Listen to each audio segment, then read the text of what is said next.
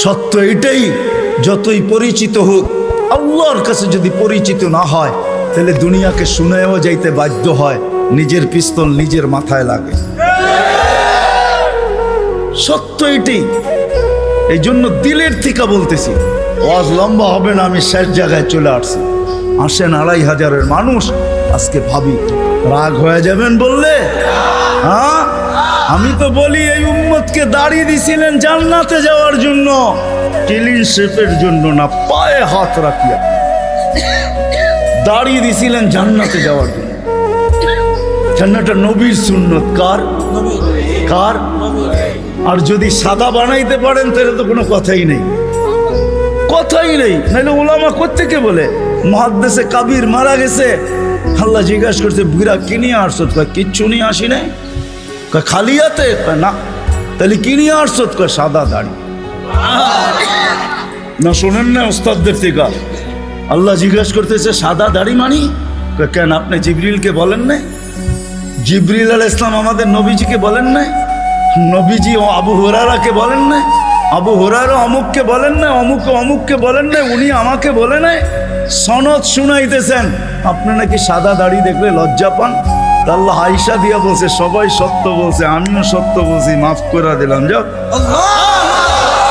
আমি তো বলি দাড়ি দিছে জান্নাতে যাওয়ার জন্য, ক্লিন শেপের জন্য না। দাড়ি ক্লিন শেপ করলে আপনি ইয়ং হবেন। রাগ হয় না, পায়ে হাত, রাগ হয় না। আপনারা আমাদের এই পোশাকের উপরে আঙ্গুল উঠাইতে পারেন, কিন্তু আমি সারা দুনিয়া ঘুরা বলি আজ পর্যন্ত কেউ আঙ্গুল উঠা নাই, প্রশংসা করা ছাড়া। আমার সমাজ আঙ্গুল উঠাইতে পারে, রিক্সাওয়ালা পর্যন্ত কাঠমোল্লা বলতে পারে, এই পোশাককে আজ পর্যন্ত কেউ আঙ্গুল উঠায় না। দুনিয়ার এরকম কোন নামি দামি এয়ারপোর্ট নাই যেখানে আমি ক্রস না করছি। দুনিয়া আমাকে চিনে, এই পোশাকের আজ পর্যন্ত কেউ আঙ্গুল উঠায় নাই। বরং হাসতে আর বলছে তোর ড্রেসটা বড় সুন্দর। শুধু ড্রেস, অহংকারে বলতেছিল, এরকম টুপি নিয়ে বলছে your cap is very nice, তোর টুপিটাও বড় সুন্দর। রাগ হয়েন না, না না, নবীর আদর্শই সুন্দর। হায় হায়, যদি নবীর আদর্শ শিখতো তাহলে শাফি রহমতুল্লাহ আলাইহির মতো প্রত্যেক যুবক, প্রত্যেক সন্তান এরকম হইতো। প্রত্যেক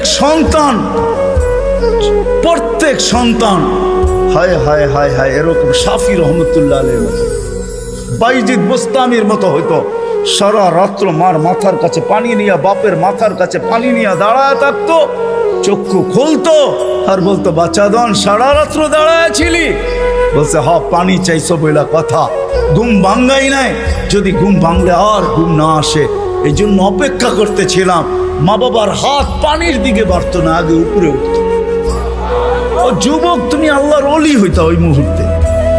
শাফি রহমতুল্লাহ আলাইহি সারাদিন পরিশ্রমের পরে রাত্রে বাপের পাও টিপতেন, মার পাও টিপতেন, আর তেল মালিশ করে ঘুম পাড়াইতেন বৃদ্ধা মাকে।